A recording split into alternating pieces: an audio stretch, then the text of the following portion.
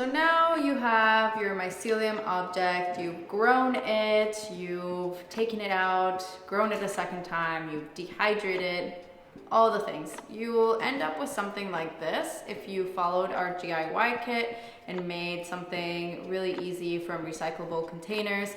You probably have something that you could turn into like a candle holder or even put a little plant in here. It has really good hydrophobic properties, so you can be really safe by putting a plant in here. It's not going to like degrade the material by watering and by having another living organism in your Myco object. Now, if you want different finishes or different looks to your material that aren't just this sort of like white coating, which I think is quite beautiful, but I understand that like in the sustainability scene, we're all really tired of seeing just like browns and whites and creams and beiges. So if you want to switch up some of the textures, first of all, one thing that you can do is this piece here has been dehydrated right after the first incubation period, and you can see that it doesn't have this like foamy texture on the front. So the hemp husks are more visible and it looks a bit more industrial, a bit more gritty. It's not as smooth and as polished. That's one option there. If you want to follow through with a second incubation period, you can allow your material to get much fluffier. And here you can see this is the same strain, the Ganoderma strain.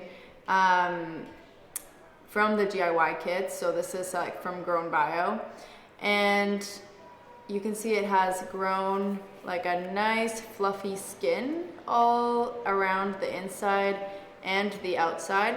This is because we've allowed the material to grow a second time in its external container, not pressed into a mold.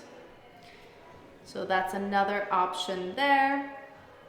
And then if you want to coat this material, for instance, here we were trying to see if we could add a textile to the surface to not only get a smoother finish, but also to be able to apply some resin in a smoother way. So another thing to note with finishes is that you might want to consider using something that's also biodegradable, since we are already creating a sustainable biodegradable material. We want to be cohesive with our design practice.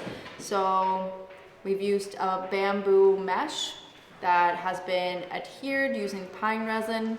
And the reason this pine resin is black is because to get pine resin to spread evenly around the surface, we've actually combined it with wax that comes from a coffee peel. Now, this is very specific, and we just so happen to have some of this material, which you may not have at home. You can use some beeswax or carnauba wax to mix with your pine resin. And remember, pine resin is only soluble in alcohol, not water. So yeah, there's many recipes out there for this type of resin finish.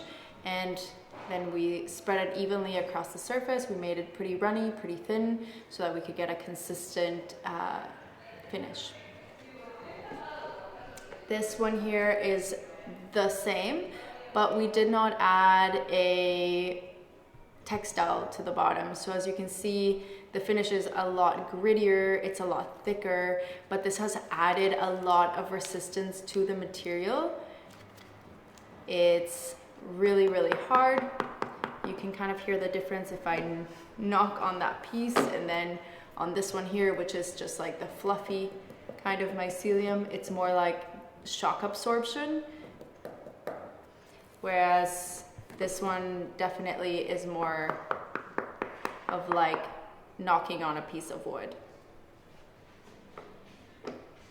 Another thing that you could do is to start to allow the mycelium to grow a skin. This will likely happen if you let it overgrow in the second incubation period. It'll start to release some of those secondary metabolites, which are the brown color that you see around. and it'll start to create this kind of this kind of skin or more mushroomy feel kind of membrane. And if that is something that you want to experiment, all you need to do is allow it to continue growing for a lengthy period of time. Depending on your strain, you might have to wait a couple of weeks to a month, and nothing is going to happen to degrade your material. It's just going to start to grow this skin. And that's an interesting finish as well. It definitely, the skin allows it to have more resistance and more hydrophobicity. So if those are properties you're looking for in your material, that's great.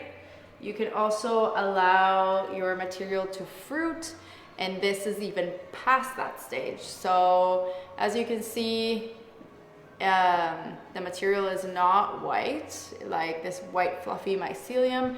It started to turn this brown metabolite color and eventually started to fruit. Now this takes quite a long time, and the parameters for fruiting are slightly different than those of mycelial incubation. So the temperature will have to be slightly lower, around 21 degrees Celsius is perfect for fruiting. And for reishi, for instance, which is a kind of really quickly growing and myceliating strain, the mushrooms do take a little bit longer to start to form. So this might take about a month to start to pin. And from there, it's a pretty quick process for it to become reishi. You can actually pick these if you want, if it's like part of your artistic practice to show them with the mushrooms.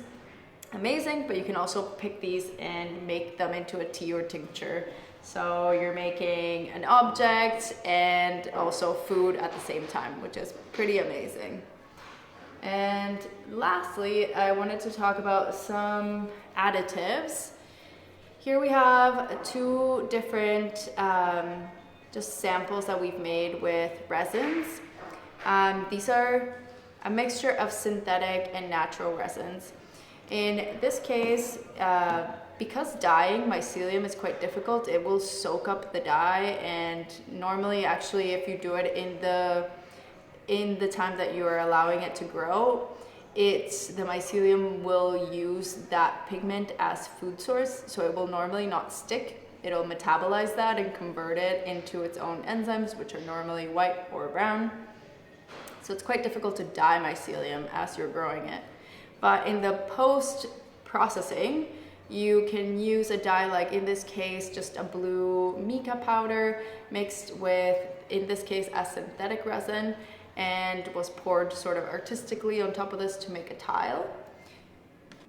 Again, here we have the synthetic resin that has been spread evenly on the surface, just at the top half, and this tile has been sanded.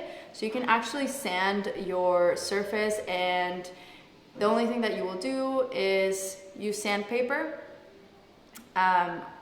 starting with like a larger gauge and then getting to a finer gauge, like an emery board.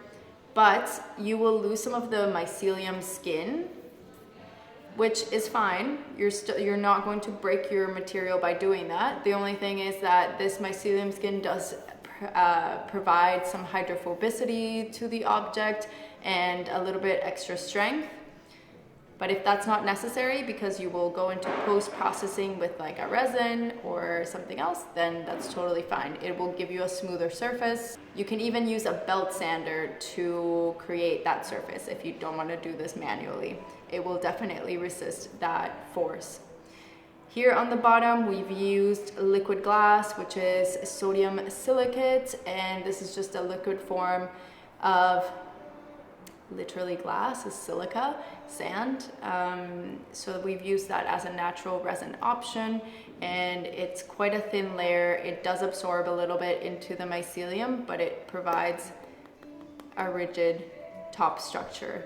And on this side here, we've used some soy lecithin, and this allows us to give a little bit more hydrophobicity because it's quite an astringent or kind of almost waxy material. It does take quite a bit of time to dry. It can be a bit sticky on the hands. So just apply a very thin layer, and then if you want to reapply it later after it dries, that's also a possibility. You can also use beeswax coating or soy wax coating, and you'll get a similar result, and you'll add hydrophobicity to your material. So many options. The options are endless.